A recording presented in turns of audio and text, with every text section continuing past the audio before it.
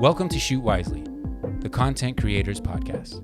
I'm your host, Amir Ebrahimi. With over 25 years of production experience, as a documentarian, my cameras have taken me across this country and around this amazing world, capturing and telling stories. The Shoot Wisely podcast is a conversation with fellow storytellers with the goal to inspire. In today's episode, we talk to Suitcase Joe, a street photographer who has been documenting the LA Skid Row area for over 7 years and prefers to remain anonymous. This is our conversation. Joe, I really appreciate you giving us your time and talking about this project. First and foremost, why do you want to remain anonymous? The main reason that I have decided to remain anonymous is I think that we're in a day and age where a lot of people are very much about, promoting themselves, or even when they're helping others, they really try to turn that attention inward, and they make it about them. And Suitcase Joe and my photos, as far as like the social network platform of it is there for the people who live on the streets of Skid Row to tell their stories and for their photos to be taken, for the world to hear it from them. It's not about me, it's about them. I'm just kind of a conduit for them. Yeah, I mean, I assume that, when you're doing a job like this, the last thing you want to feel is that you're exploiting these people. Yeah, I go to great lengths to make it not feel that way. Yeah. I think there are people who do things similar to what I do, and it can be very, exploitive, and there's ways to not do it. And it's a fine line, and it was something that in the beginning, I don't think that I got it perfect right away. Not that I necessarily have it perfect now, but my intentions were always to never be that way, but I definitely had to fine tune some things along the way. So you said in the beginning, so let's start with the beginning. First of all, where are you from? I'm from all over and nowhere in particular. But in the beginning, so I had this idea of, I've always loved street photography. I've always loved writing, reading, and I would always, and I was fascinated with Skid Row. I'm also very fascinated with old, like, hobo culture and all of these things sort of mixed in for me. And I'd look at Skid Row and I'd go there, and I had friends who were actual real photographers, and I'd be like, hey, you guys should document Skid Row. No one's like really doing it. I've seen some people kind of do it. It's like, but no one's like really documenting it. And they'd be like, yeah, you're crazy. We're not going to go into Skid Row. There's a reason for that, Joe. Yeah. So as it just kind of hit me one day, like, well, you're the one who's so fascinated with it. Why don't you go in there, and take photos? And I started doing that, and I was like, I wanted to kind of archive it historically, really better than anyone had ever done.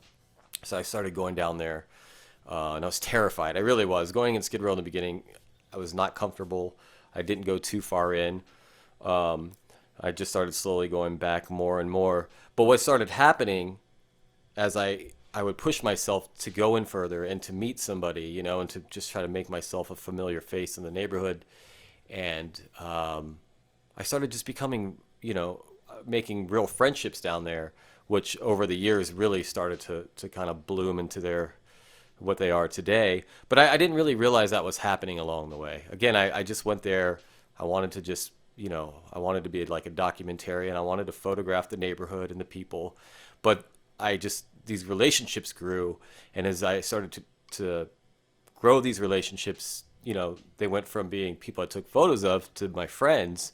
And then they really started to open up to me. And then I started to learn so much about a lot of disenfranchised people and what leads them to that place in life. And as I learned more of that, that's when I was like, these are really great people. And a lot of them were born into bad circumstances, and they were never given a lot of opportunities. And, it just kind of shuffled them all in this one direction. And as I started to have this understanding of it, I just became completely invested in Skid Row in a whole different way that just, it is what it is today.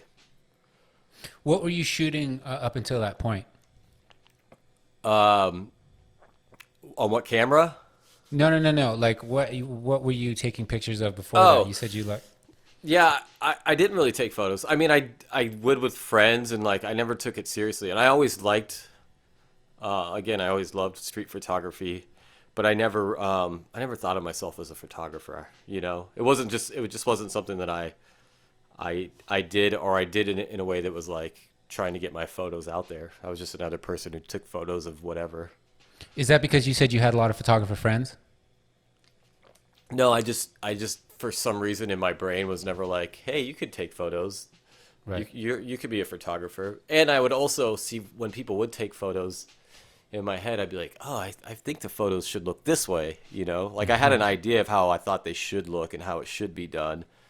And again, I don't, you know, it's just one of those things that sometimes is right in front of your face and you don't realize it until you realize it and you're like, oh, it was there all along. It should be me. I can do this, you know? So it just kind of all clicked together for me.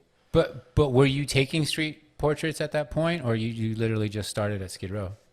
Oh, I started in Skid Row. Wow, man. Yeah. And when you first started, what were you shooting with? The very first handful of photos I just shot on my phone. Right.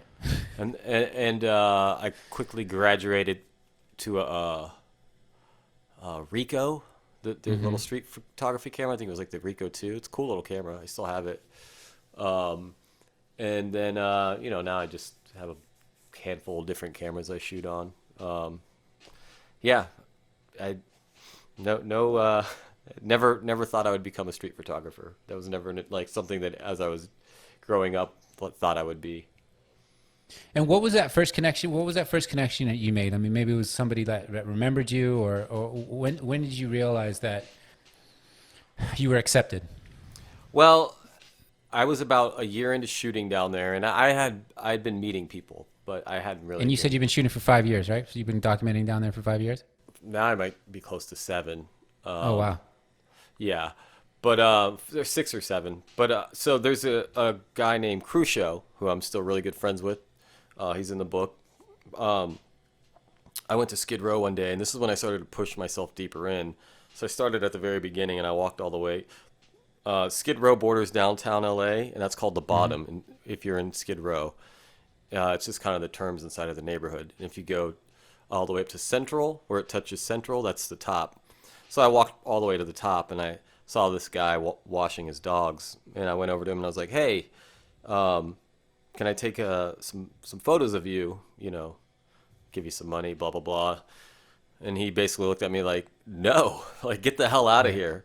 And he's like washing 2 pit bulls, and he looks scary to me. And in my own personal fashion, I didn't leave, because I never leave. I was like, well, I'll move out of your area, but I'm not leaving, because I was really determined to, you know, just kind of push myself past my own comfort zone. And I milled about for a while, and he just saw me, and he's like, "Hey, come here." he's like, "What?" He's like, "What the hell are you doing?" And I was like, you know, I'm Suitcase Joe. I'm out here. I'm just documenting the neighborhood. I'm trying to get to know people. You know, I showed him some of the photos that I already had, and he basically was like, "All right, your intentions seem cool." And he let me take a photo of him. But then I stayed and hung out with him for like 3 or 4 hours. Right. And while I was there, you know, people were coming by saying hi to him, and then they're seeing me with him. If you're hanging out with Crucio's somebody who's very well known in Skid Row. He's one of like people who. Do you know what page he's on? No, I gotta see who Crucio is. I don't have a book in front of me, but he has he has a couple pages. He's in the back holding up the little girl. That's his daughter. Yeah, but so Crucio and I became friends, and I started going down there all the time. That's Crucio. That's one of his photos. Okay. Yeah, okay, and I would go down there. You know, I wouldn't even go down there with my camera. I'd just go hang out on the corner with Crucio and talk to him, because he's a super fascinating guy. He's an artist, and he used to be a really big drug dealer in Skid Row for many years, and then he stopped selling drugs, and he turned his life around and became a professional slam ball player, which is like a form of basketball for those who don't know. Shakes, floats up high, car crash there with Rodney Patrick. Oh man, they collide and come down and bounce right back up. And then he became an artist. He started really putting a lot into his art, and then he's become like a Skid Row like community activist now. He's part of all these nonprofits. He brings kids down there to walk them through there. And Crucio and I just hit it off. And Crucio basically, me being friends with Crucio, he started introducing me to people, or they'd be like, oh, Joe's hanging out with Crucio. He's good. And then that just started extended family through him. I would meet people and I'd go hang out with them. I'd become friends with them. They would introduce me to more people. It took years, but now, there's a lot of people down there who know me. I'm a familiar face, I'm more part of the neighborhood now than I was back then. And where does his name Suitcase Joe come from? It just comes from, I gave myself the name in the fashion of like, hobos would give themselves monikers. Nobody went by their real name because they were all anonymous, and again, it's just something I've been deeply fascinated with, train hopping and that culture for as long as I can remember. And I just wanted an anonymous name, and, I like to travel a lot and keep it light. And I was like, Suitcase Joe. Yeah, it's a great name, man. Thanks. I grew up in San Francisco until I was about 21, and then I spent the next 18 years of my life in New York, and now I'm in LA. So, for me growing up, Skid Row was kind of a saying. But like our Skid Row in San Francisco wasn't really called Skid Row, it was the Tenderloin. And then New York had a Skid Row, which was the Bowery. Mm-hmm. And then, when I came to LA, it was the first time I actually saw a sign that said Skid Row. LA Skid Row is the Skid Row. Yeah, and they pushed to actually have it recognized as its own neighborhood because it's always been considered a part of just downtown, but they wanted to make it an official neighborhood, and I think they finally have done that. But Skid Row's been around for, I think, a little over 100 years now. I mean, it's not new. Right. And it's been called Skid Row. From what I know, it's where the a lot of people worked on trains. They were like basically your hardworking blue collar underpaid guys. So they would work on the train and then just kind of spend their money in whatever town they were, and it kept on going down the line. And then it ended, they finished ending the trains in Skid Row. It's like the end of the skids. Skid Row was the end of the row. So all these kind of, working class guys, a lot of them were big drinkers and stuff. Just that's basically where they were let out, and that started Skid Row. And back then it was like brothels and places where you could gamble. There was already some soup kitchens there. So it was just kind of rife for like the worlds colliding and starting it really becoming this still what it is today, which is, one of the largest houseless communities in America. Now, the Skid Row in the Bowery in New York is pretty non-existent today, and San Francisco Tenderloin has kind of always been the Tenderloin, but here in LA, it just seems like Skid Row, if anything, is growing.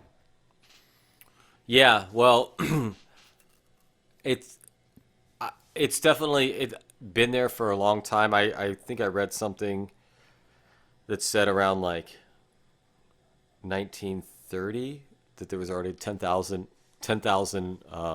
houseless people in Skid Row. So it's not new, but it's not new in being really big, but it's definitely imploded. And they just put out, I just read the statistic the other day that said because of the pandemic, 36,000 LA households could become houseless in the next 6 months. And that's not counting the number of people that live in these houses. So Skid Row already has anywhere from, depending on who you get the report from, 10 to 14,000 people there.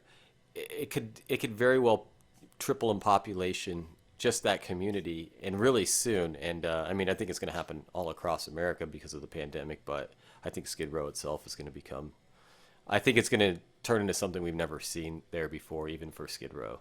People tend to think of Skid Row as a housing issue, but how much of it is a mental health issue? Well, I think the majority of our houseless population across America is mental health. It's a third of the houseless community does have mental health issues like PTSD, schizophrenia, depression, and that's the thing. And I'm glad you brought that up, because this is something that I always want to talk to people about, or just inform them, because a lot of people like to say, oh, they're drug addicts. They're just a bunch of drug addicts. And a lot of them are drug addicts. But a lot of them are drug addicts because they're dealing with mental health issues that they cannot get help for because of the facilities that we do not have ever since Reagan shut all that down. So you have all these people who, unfortunately, will never be able to house themselves. They'll never be able to fully function and hold down a job. They're just never going to be those, contributing members to society in the way that people want them to be. And what we need for that is just understanding, and then to create facilities to help take care of them. Just, there's no other honest solution to it. I mean, there are other factors, you're right. The housing crisis is one. There are other people who are down there for other reasons, but that alone, if we took it more seriously and created actual facilities and programs to literally look after these people and take care of them the way they need to be, then the numbers of our street would be greatly reduced all over the United States. And this, it's always so frustrating to hear people continually, kind of complain about it, but they don't really understand the issue and they're not attacking it correctly. There are people I've met too who are, they were in the military or just your regular kind of guy that we would think of, your regular man or woman who has just a job, and they got hurt, like in a car accident, and then they were given like Oxycontin through the hospital. Yeah. And then they developed these serious addictions for it, and they either get off the drug with that addiction or they stop getting it, but they're still in pain. And what is the cheap street drug that is Oxycontin and that helps people get over these pains or continues your addiction? It's heroin or Oxycontin that you can buy for so cheap. It's dirt cheap to buy. And that's how you end up having doctors, lawyers, people you would not believe. I see them down there. They're buying drugs. They're doing them, Right. Their walls are different, and they're in the way that they're perceived in the world is different, but they're down there too, and they're doing the same things. Some of them, descend all the way to living on the street. Some of them do a better job of functioning, but it's the opiates that are basically being handed out in our hospitals are they're creating a lot of problems too. Yeah. It's interesting because for me as a photographer, what's really powerful about photography is the ability to take an image that communicates with the future. And I think that's what you're talking about with like documenting. You take this image and people 20, 30, 40, 50, 100 years from now can look at this image and, you're communicating with them. But, like in particular, this image right here, which when I bought the book, it was a pleasant surprise that it came with it. Oh, yeah. This Mel. image, what's that? That's Mel. He's like 72 years old. Yeah. Yeah. This image right here is more connecting with the past, because when I look at this image, I mean, maybe, the meter is dated, and, I think there's, oddly enough, like it looks like a stretched SUV limo or a stretched Hummer limo in between his legs, but you could barely see it. But other than that, this image could have been taken in the 30s. Yeah. I mean, that's definitely what grabbed me about Mel that day when I saw him. And honestly, it's all by chance because all that clothes was donated to him. So he just happened to be wearing something that day that it really struck me the way he looked. But he's also been there. I think Mel's been there for 40 years, and he's in his 70s. He has like 9 siblings.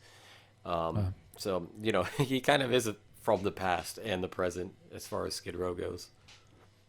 So, I live downtown, and, I went through the pandemic and the lockdown. And the one thing that struck me was thinking about these people that live on the streets and, especially somebody with mental health issues. And, their world is already, Mad Max, whatever you want to call it. It's already it's already tumultuous enough.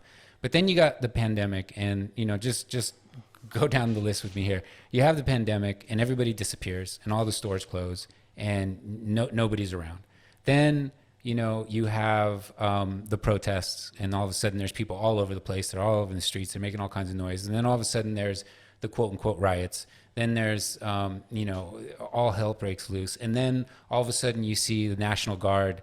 Like, I can't imagine what somebody with mental health, or even somebody with the right state of mind living on the streets, like, they must have thought the world was coming to an end. Like, they must have thought it was between, the Walking Dead and Blade Runner and like, so, I can see in your Instagram that you were well documenting during that time.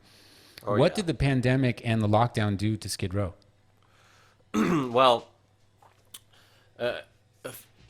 a lot and nothing at the same time. Right. So I went to Skid Row when the pandemic was, we went on our lockdown here. And I was going around asking people, what are you guys doing? You wearing masks? And literally having people come out of their tent saying, what is the coronavirus? What are you talking about? And I was like, what? You guys don't know? And a lot of people down there literally had no idea about it, while the outside world, we are going on lockdown. People are not leaving their homes. And I actually have made some friends in the news now through what I do, and I just called them up. I just filmed some people down there, and they put it on the news for me, which, it luckily brought some attention down there, and they started putting up signs and passing out information. But there's a lot of people who come down there. There's some great people who come down to Skid Row, and they pass out hygiene kits, clothes, sleeping bags, food, etc. And they've been coming there forever. And this is why Skid Row, there's so many people that go to Skid Row, is because I think in 75 they created the Policy of Containment Act, which was to put all these resources close to each other, because that's where the bigger problem was, and all it did was create a bigger problem, more people going there. Okay, so you have all these people in And when you Skid say Row. Resources, just so people know, it's like soup kitchens, maybe like Yes, needle missions, programs. yes, Yeah. needle exchange, yes. And on top of that, you've got a lot of, these groups, nonprofits and churches and whoever decides to come down there. And if you're living in Skid Row, the one thing about living in Skid Row is you do not starve. There's plenty of people to bring you food. But people who live down there have come to rely on that. So when the pandemic hit, nobody was coming down there. Literally nobody. Like, all the groups that were there, they just stopped coming. So the people in Skid Row, the mood, I just watched it slowly start to decline and darken. And people were even saying they would all of a sudden everybody was like, I'm hungry, Joe. Like, I was buying people food, but I was like, I can't do enough. This is how the Suitcase Joe Foundation was born, much earlier than I had anticipated. Yeah, so a lot of people stopped going down there. And then again, Suitcase Joe Foundation was kind of born out of that. We started going down there and, handing out things that we could to the community, like basically food and water and clothing and tents. And then after several months, a lot of people did start to return, and they're back there in full swing now, a lot of these nonprofits. But the other thing I think I was saying was that as far as the virus hitting, a lot of people in Skid Row, we would bring down masks. I would get so many masks donated and hand them out, and other people down there were doing the same thing, helping out. And I would see street residents, and I'd be like, why aren't you guys wearing your masks? And they'd be like, whatever. Like, it's either not real. Some of them would take it seriously, but a lot of them would be like, we've lived through crack, we've lived through AIDS, we've lived through everything down here. Like, you guys are freaking out. Like, we're in survival mode all the time. Yeah. And until we're really seeing it, it's not really here. And, and then as far as like when Trump, got elected, I was down there and I was like, hey, how are you guys feeling about this? Are you guys upset? And they're just like, no, like, it doesn't matter who the president is. They never care about us. Like, these are your problems. These aren't problems of the people who live inside of Skid Row. Right or left. A lot of people down there are just like, we get the short end regardless. And then even with a lot of the BLM protests, I was like, you guys, how you feeling about this? You guys want to get involved? And they're like, no, Like they're over there. They don't. Those protests skirted Skid Row. They never came into Skid Row. And people from Skid Row are like, those guys are going to get in trouble. We already have enough trouble here. We're not joining that. And Skid Row is a world inside of itself. You know, it's got its own politics. It's got its own flow of life. It's got its own heartbeat. And I'm always fascinated by it. You know, I'm always kind of humbled and reminded that it is its own world. And a lot of things that affect us out here, it affects it. It's different there. You know, it's similar, but it's always different. Right. So you're obviously a man of compassion, and me personally, I do a lot of profiles on people, and whenever I work with somebody, it kind of accelerates this relationship that I have with them. And no matter who it is, if I worked on a project about somebody 10, 15 years ago, you know, I could call them up right now and you know, we're like good friends, you know, and right. You know, they affect me as much as I affect them. And it can happen in this short amount of time because we have this intense, you know, relationship. And I have, like, whenever I'm working with somebody, just like I am with you right now, I have like this amazing pass to just ask you a bunch of questions. That being said, how do you not let a lot of these stories affect you to the point where it's crippling? I don't know. I get asked that a lot. I mean, it bothers me to the point of igniting me to do something about it.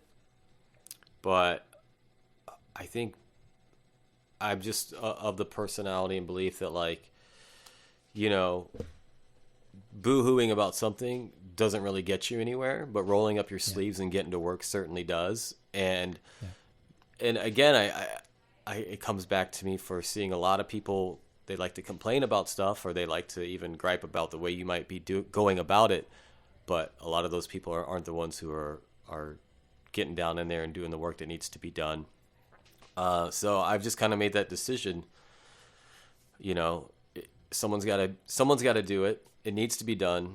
Why not me? And if I did allow those things to deeply affect me in a way that it kind of would be crippling, I just wouldn't be able to get that work done. And I don't know a ton of people that would be willing to do it. I have had friends tell me, like, you know, I might suffer some kind of post-trauma from it, or secondhand trauma, which, you know, it very well could be true. But I guess the trade-off for me is it'll be worth it, you know, because I want to be down there, and I'm gonna continue to be down there. Yeah, well, I think the thing is that you your therapy or your way of dealing with it is taking action.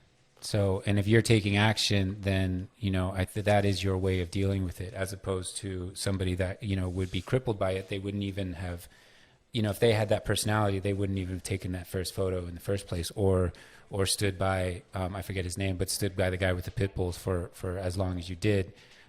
You know, I don't think you wouldn't have, I don't think you'd get to where you are now. And the way that you're dealing with it is an extremely healthy way of dealing with it. It's an extremely resilient way of dealing with it. And it's a way of dealing with it that sparks conversation, that sparks this conversation. It sparks other people to do something. And even if somebody doesn't do anything and all they do is like the pictures on your Instagram and maybe, you know, write some type of encouraging comment, you know, that's more than they can already handle, you know. So you're already presenting this in a way where you're making a difference, you know, and you know, it's not about like, oh, how can I help and just give money. It's like you're making a completely a big impact. So also too, man, I really enjoy your writing.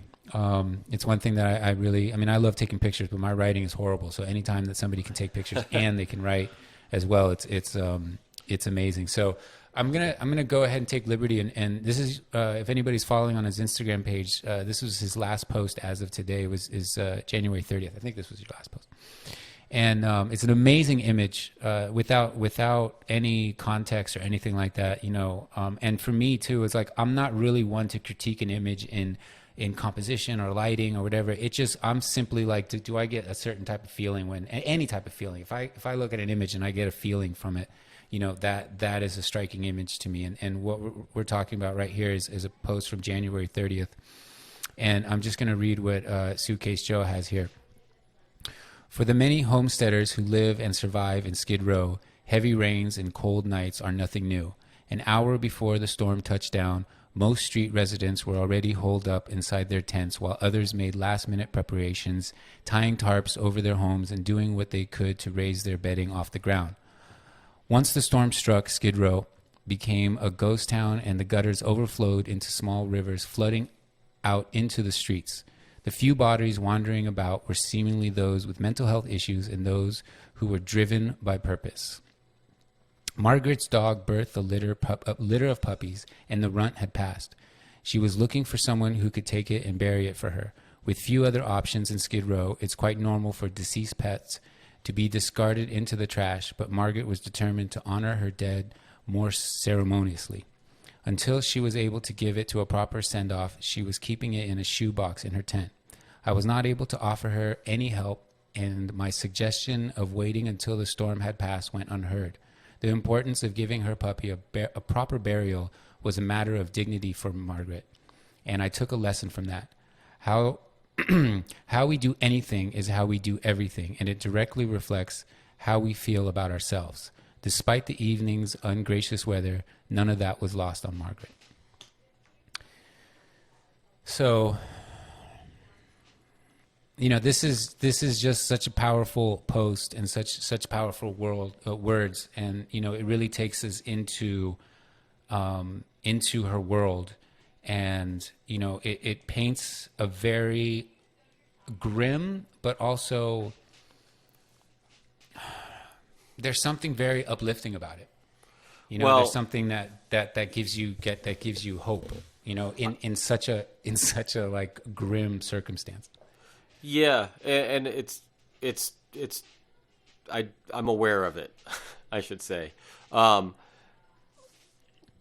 mean, I like writing, and that's definitely part of it. But when people see the folks who live on the street, not just Skid Row, and I have to say that myself at a time I was included in this, because this is hardwired into the way that we were brought up, and it's just you have a preconceived notion of people who live on the streets, and Skid Row is a place where people do not want to go into because of these, the way they look at it is like, those people, they're not people, they're those people, and they live in those conditions. But like, I want you to feel who they are. I want to rehumanize them for you, and that's what I'm doing through my writing. I'm giving you a little something about that person that is also just like you, and just like everybody else. I don't know where it happens or why it happens, but a divide, begins in our brains, or it's taught to us. I don't know. I really don't know where the divide starts, where you stop looking at people who live on the street like they're just other people. They somehow become beneath, or, dastardly. It's like people don't want to look in their direction, and they don't want to, they don't want to associate with them. They don't want to extend to themselves just the normal human kindnesses that we all want to, and these people down there, even when it comes down to tents, how I look at them now is the way that I used to look at them. A tent is like going to my friend's house now. It's the same as your hard walls. They have thin nylon walls, but these are their homes, and this is their community, and they all have relationships, they have lives going on, and they have feelings, and they're just acutely aware about the way they're being treated, as we would be if somebody insulted us at work or in our friend circle. Like, it exists for them too, but they don't get that extended to them anymore, and they are aware of that too. That's one thing about being inside of Skid Row. When you're part of that community, they don't judge each other. It's one of the most beautiful things I've ever seen. They are so stripped down to just being out in the open with their flaws, because they have them and their neighbors have them. I've never seen anything so beautiful in my life. This place teaches me lesson after lesson, and through my writing, attaching it to my photos, you're seeing a face, but I want you to know something about this person, and I want that to connect with you the way I feel it when I'm speaking with them. Just the way you were talking about how connection is important to you. It's important to everybody, and it's not lost on people just because they don't live inside of hard walls. Yeah. The other thing too is I remember, cause I've hit my hard times, and like, my immediate family has all passed away. I still have like extended family and I still have amazing friends, but Sorry to hear I'm that. not really one to sleep on someone's couch, meaning like I'm not really one to say like, hey man, I need a place to stay tonight, Right. So I remember we were driving, I think we were in Oakland at the time, and my good friend's wife, she was like, she was looking out and we see like, 10 after 10 after 10. And she was just like, how does this happen? How does this happen? And I was like, I'm a couple bad turns away from being one of those people. You get, like you said, you get into an accident and all of a sudden you have this crazy medical bill. You Right. can't pay it. Then you can't go to work. They give you some pills. You start taking those pills. You spend one night on the bench, no big deal. You spend one night in a bus stop, no big deal. Yeah. You're not a drinker, but you want to stay warm. You start drinking a little bit. You start drinking a little bit more, and then that's not enough. And then all of a sudden, you start not bathing. You start smelling a certain way. People start treating you a certain way. And then all of a sudden, you start turning to people that don't treat you a certain way, and they become your family. Uh-huh. And, when I told that to her, I was like, that would never happen to you. And I was like, I hope not, And then there's also, people don't realize the amazing lottery they won of just being born in a household of people that love you. You couldn't have said it better.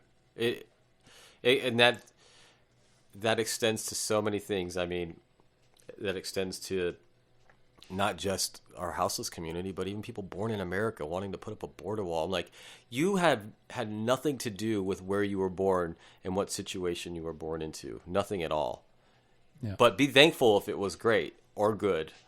Yeah. And a lot of the folks in Skid Row, and this is something else I like to talk about, is that they're a lot of them are, for lack of better words, products of their environment. They were born into a certain lifestyle. They were born without options. Foster homes, where you have to defend yourself, where you're just moved around. You learn to become a certain kind of person right from there to juvie, from juvie to jail or to prison. And where do you go from there? You go to the streets, and then you just start shuffling back and forth between them. And it's a continual cycle, because also nobody wants to give these people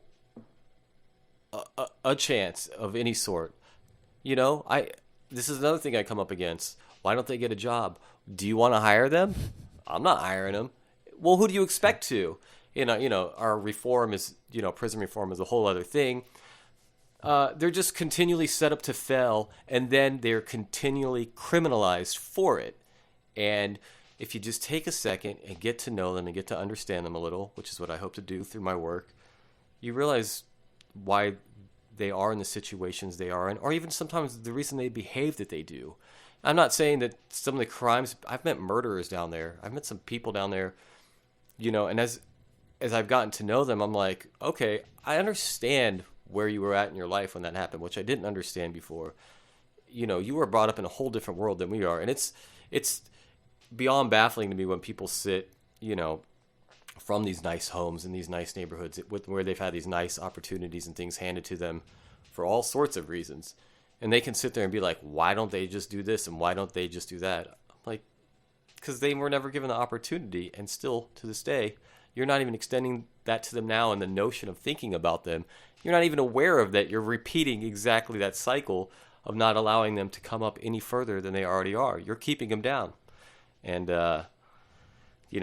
long way to go. But hopefully, again, that's kind of what I'm really aiming high to do, is I want to break down some of these barriers. But I don't want to make anybody feel... This is another thing that's important to me through my work. I want anybody to be able to come look at it, and I don't care about where you are, your political party, your lot in life, whatever it is. I just want it to be accessible to everyone, and to learn something from that about their fellow human beings, and more decisively for what I'm doing, the people who live on the streets. Get to know them a little bit, get to understand them a little bit, and once you do, it's harder not to care about somebody or something when you actually know where it's coming from, and that it has feelings, but again, it's long way to go, but it's sometimes hard to keep my frustration in, but I never want to come across as shoving something down someone's throat or an angry person in my work, because I don't like when people do that either. You know, Yeah. it turns me off when somebody's just like, this is how it is and this is how you should be. I'm like, oh, I like information. I like to decide for myself. And I'm not telling anybody how to feel. I'm just giving you the information of what's there. But I'm hopefully pulling back the veil a little bit and letting you see a little further inside. I want to talk a little bit more about your friends here and give some context and humanize some of these people a little bit. There's an image of artist Kenneth Ross. Can you tell us a little about Kenneth? Yeah, Kenneth is from, I have the top of my head, I want to say Milwaukee. But he's an artist who's been living in Skid Row for, I think, a couple years now, but he was like a pro football player. Excuse me, not pro. He played football in college, and then he started painting about 3 or 4 years ago. And then a woman who works for the foundation named Natty Jackson, actually, we were down there one day just doing some foundation work, and she saw him carrying a painting and was like, hey, it's a beautiful painting. What are you doing with that painting? And he's like, I'm trying to sell it. And she's like, okay. And then we found out where his tent was, and we're like, well, we come back, we were doing some other stuff. So we go back over. Beautiful paintings. I'm kind of blown away by it. I'm looking at this guy's work, and I'm like, wow, this guy's living on the street. Like, this is like our next Basquiat or something. So we bought a painting from him, and then Natty really started to form a relationship with him. She started going down there and meeting with him, and then when she'd go do work for the foundation, she'd go visit him, and then she just continued to visit with him more and more. And finally, and she's showing me these paintings, and I was like, these are incredible. Someone should help him sell them, get them out there. Of course, she was like, she wanted to do that.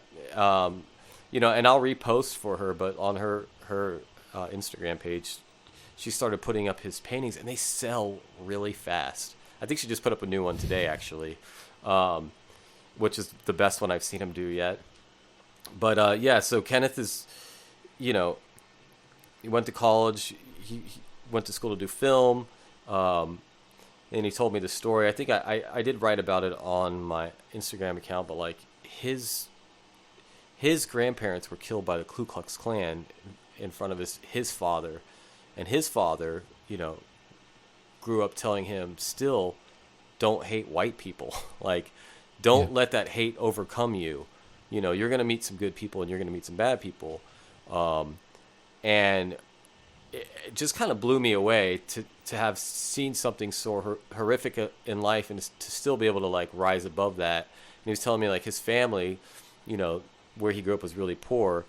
And they would have people over, That's kind of how it works in poor neighborhoods. I don't know where you guys grew up. I grew up kind of poor too.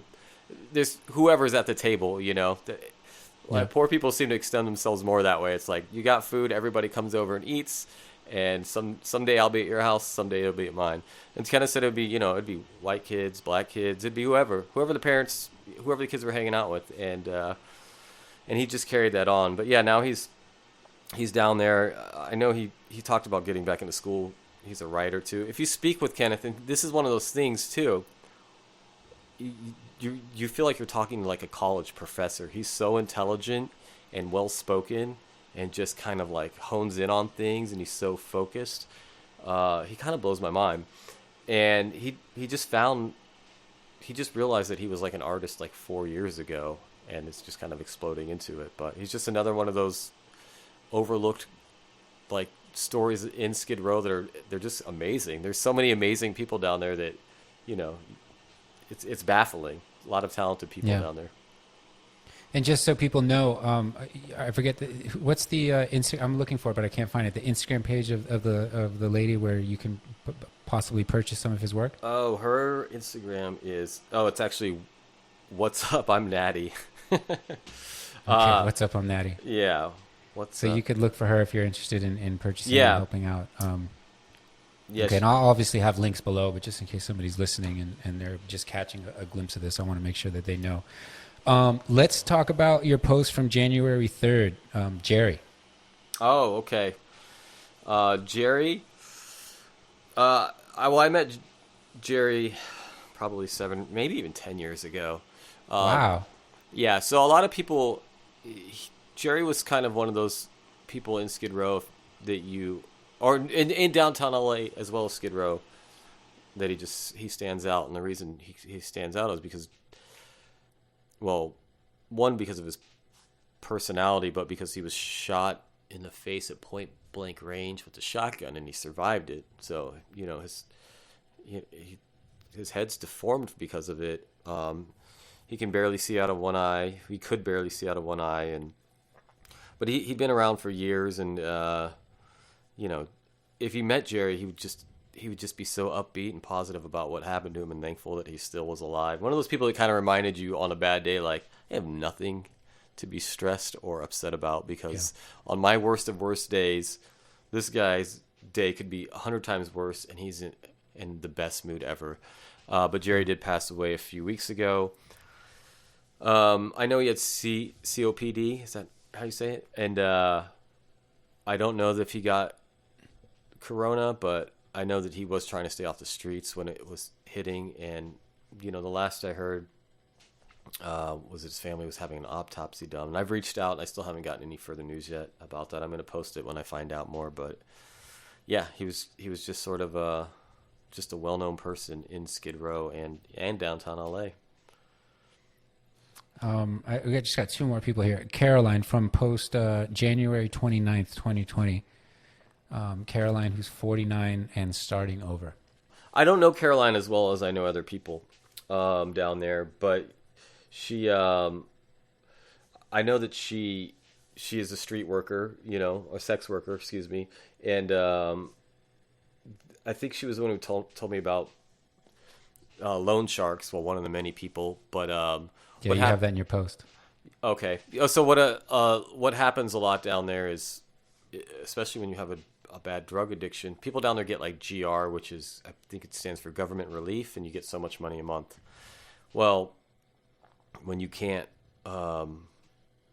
hustle enough money for your fix, you go to like a street shark, and a street shark will give you, if you borrow $100, you owe them like $150 or $200. It's insane the amounts they want. A lot of time what they'll do is they'll just take your GR card from you and just spend it until you're caught back up. But right. Yeah, honestly, I don't know her as well as other people, but I know 100 Carolines at the same time. Yeah. Sadly, there's a lot of girls down there who are, they're there for different reasons, but they get women in Skid Row are taken advantage of and preyed upon more than anyone else. It's the worst thing I do have to see down there, and just to be really honest, rape happens down there quite a bit at an alarming rate. People go into these tents, you think about it, and to get protection, they might, stay with a man to feel protected, but a lot of those times those men won't protect them either. Now there are some great guys down there too, so I don't want to mince it, but I see it happen a lot, and they think that they're being protected, but often they're just being taken advantage of, and also those men will hit them too. And there's a weird code down there where when a man will hit a woman, a lot of the time men down there other men will turn a blind eye. They don't get into someone else's business. Sadly, I understand the kind of the rules of the street. I don't agree with them, but sometimes you have to stay out of other people's business just not to create more trouble for yourself.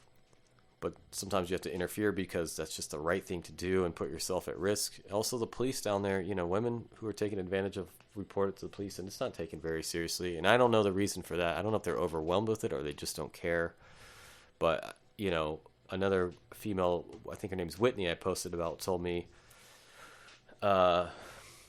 she was raped like 7 times by 7 different men the first month living in Skid Row. And she was able to identify one of the men in a lineup. Well, nothing happened except that she went back to the street, and now she's basically a mark down there. She's like a target, and she's put herself in so much danger. And the police don't help her. No one on the street are going to help her, and now she's just going to be, abused and preyed upon more down there. And sadly, her drug addiction anchors her to the street still, and because of that addiction, she doesn't walk away from this horrible mess that she's in, and that happens quite often. I can imagine there's women with mental health issues too, that if they get raped, they whether they don't remember it or they don't know who. I mean, it's just an ongoing cycle. I can imagine that just is. Yeah, and how actually I can't imagine. I say I can imagine, but I can't. I can't either. But just how almost desensitized people are who live down there for that to happen, just so frequently, for how common it is, for how women will talk to me about it. You know, I've had women say to me, it's not a matter of if, it's a matter of when. And I can't believe that. Even with the foundation, you know, one of our aims is to work with women, you know, to put that at the forefront of everything we want to do. We want to help everybody, but you got to put someone at the forefront. And I strongly feel that it should be women. Yeah. The last one here is Joe and Betty. It's a post from June 24th, 2020. Yeah. And it's called Love on Skid Row. Yeah. Well, they were such a wonderful couple, Joe and Betty. I don't think his name was really Joe. I think he just repeated my name back to me. Mm-hmm. But you know, I don't know.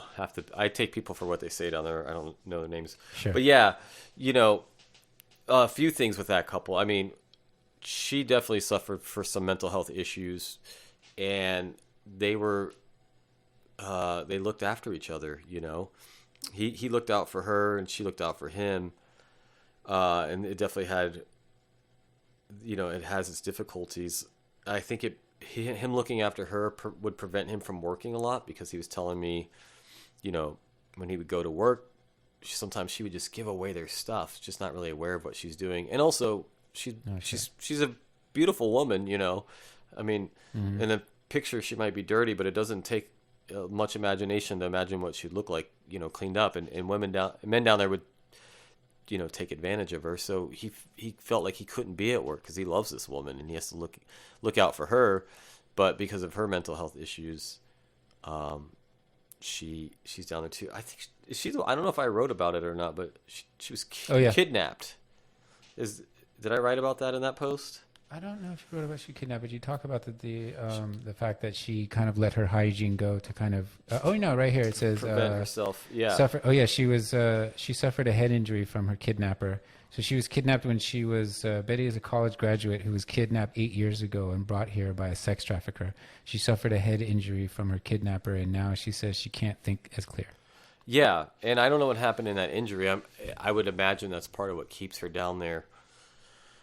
That it's caused some, honestly, maybe some brain damage or something. 'Cause she kind of floats in and out of, you know, being like holding a conversation and then kind of, you know, it seems like her thoughts are meandering.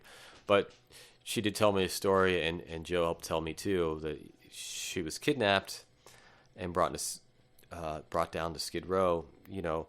And it sounds crazy, but I've heard other people tell me the same story too. You know, somebody will get kidnapped from Venice Beach and brought to Skid Row, or vice versa, or these different areas, and it's all for sex trafficking. And a lot of people are like, why don't they just leave? Why don't they just walk away? Right. But you don't understand what the fear that they prey upon certain people, and especially somebody with mental health issues. You don't feel like you can ever walk away. It's a psychological game, and they make them feel so in fear of their lives that they don't feel like they can reach out to their family or the police or anyone, and they're kind of imprisoned in their own minds because of it. And it happens just far too often. And I tell people these stories and like, I don't believe it. You don't believe it because of the situation you live in, but live in a situation like that, and you know, and these things are more than possible. They happen on kind of a regular basis. All right. How often are you down there? It varies. I try to go down there. You know, sometimes I'm down there 7 days a week, sometimes 5, and then if I have some things come up in life, then you know I don't get down there, but maybe once or twice a week. But I try to go down there. I mean, I like to go down there every day when I can. The last few months, I had to slow it down because of the virus, and I had more of a fear of me bringing it to Skid Row. So when I'd go down there, then I'd have to come home and kind of quarantine myself. So I started just going once a week and then trying to get a test before I went back down. Yeah, so I know I just got the vaccine actually. But that doesn't mean I still can't bring it down there. So I just kind of, right now I have to slow it down, and it kind of kills me because like I'm always there mentally if I'm not there physically. Yeah. There's one other, I don't think I wrote down the actual page, but there's an image of a man cooking chickens, and you talk about how John, he was going back and forth. John. Yeah. So I just want to maybe close with that story because it kind of hits on the communal aspect of the community that you're a part of now. Yeah. Well, you want me to just tell us the story of the night, or what? Sure. However you feel. Well, yeah. So John is just another I'm sorry, just for people at home, this is September 5th, 2019. So you got to scroll down if you haven't already. Scroll down a little bit, but it's an amazing image of John hunched over a makeshift stove. Yeah, there's actually a more recent one too. It's not that far back. It's December 2nd of this year. Oh, last year, excuse me. And then, is that the one you're talking about? Or there's one further back too? Anyways, sorry. That was the one further back, I guess. Yeah. Yeah, but it's... So I was out there... Oh, yeah, no, it's two different images. Yeah, the one you're talking about was posted on December 2nd. Yeah. So... But John, people down there, it is a community, and people do really look out for each other too, despite some of these grim things I've been talking about.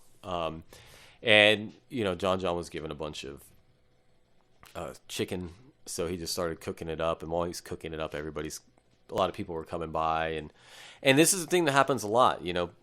I think we in our world, like I call it the outside world, like we're always thinking about like tomorrow, next month, and a year. Is that like job security, retirement, your refrigerator? People in Skid Row live literally in the moment because they're forced to live in the moment. And when they have something like food, it's like, this food's going to go bad.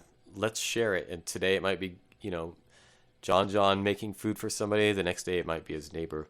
But yeah, that night while we were filming him, taking photos, there was like, I guess like a fight broke out down the street. I saw like a dog kind of jump out at somebody, and Skid Row at night becomes a different place. Much more terrifying than during the day. And I was like, oh, that's kind of, something's going on down there. But I just wanted to stay, and I wanted to watch the whole process and hang out. And then I saw like some guys run by with baseball bats, and I was like, okay, something is definitely going on down there. And then I just heard a gunshot, and everybody dispersed. And then I was like, I don't think I should stick around anymore. And I'd already been there for like 5 or 6 hours because I was hanging out with them the whole day through the process. But then I had to leave, so yeah.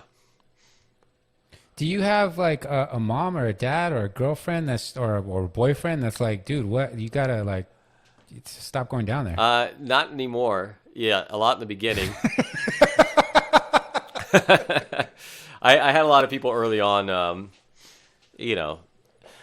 say, don't go so much or be careful. And they still say that, but I think everybody realizes that my mind's pretty made up about what I'm going to do and where I'm going to go.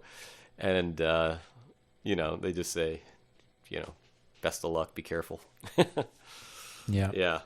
A lot of times, especially with imagery like this, it's like, it's us, looking in, and, you have this image right here of the bike shop, and you're inside looking out. Oh, yeah. And he's kind of peering back into the tent. And, for me, this image is so powerful because it's them looking at us, as opposed to us looking at them. Right. And I think this is just it's just indicative of your work and what you're doing. And, personally, I just want to thank you, not only for your time, but just for what you're doing, because there's so few people in this world that would put themselves in this situation. And if they did put themselves in this situation, they'd be like, man, I was documenting for like a whole month down there, like, whew. Right. But, it's something that you've been doing that, it's only a story that can be told when you put in the work, and you've definitely put in the work. And without you're putting yourself in harm's way, whether it's catching a disease, or whether it's getting shot, or whether it's, getting mixed up in the wrong thing. And it's just a variable. The more you go down there, the higher the probability of something happening to you.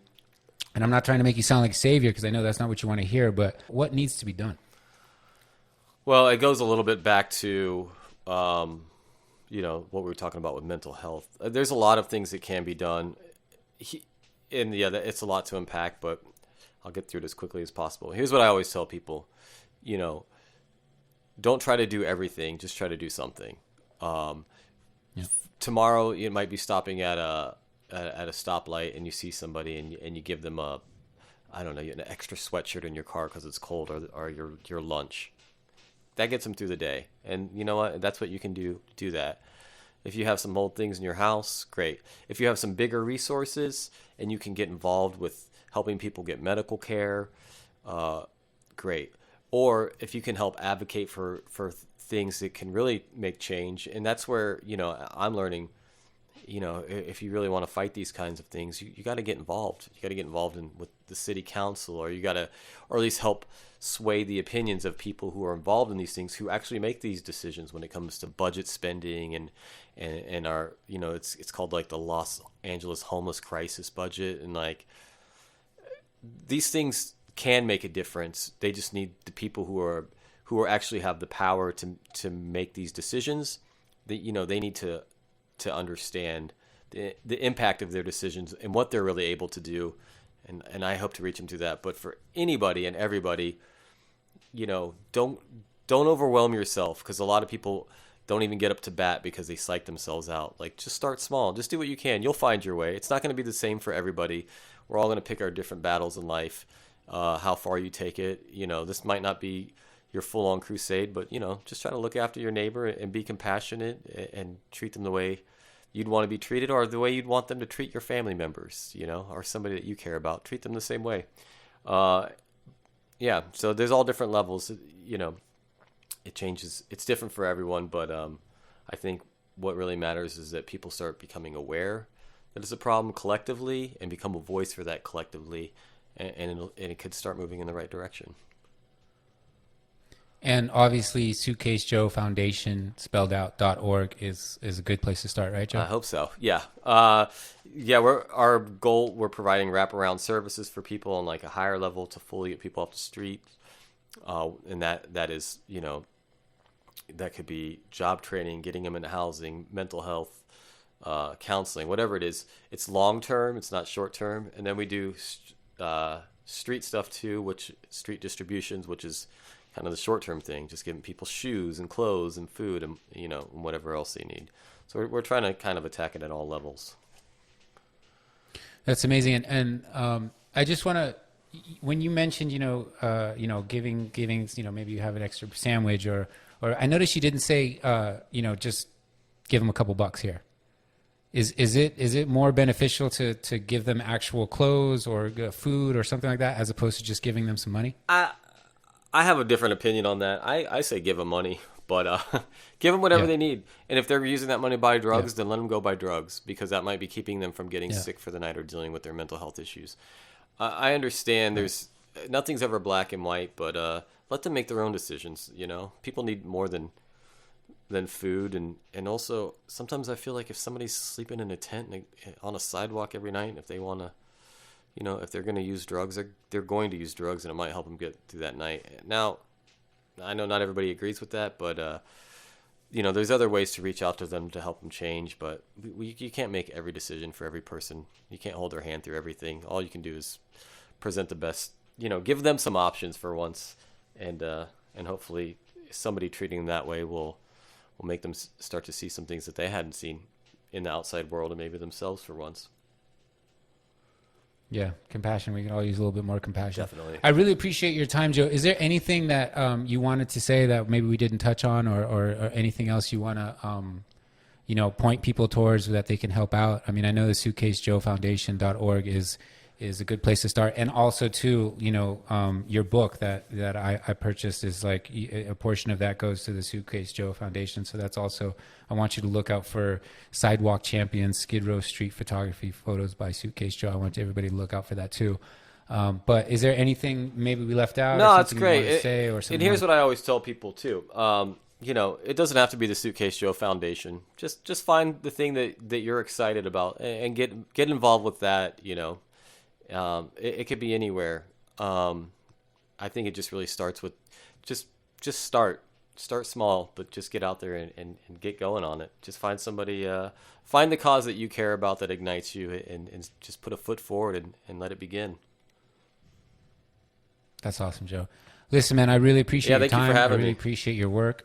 If I see a guy walking around on camera in Skid Row, I'll say what's up. All right, good luck.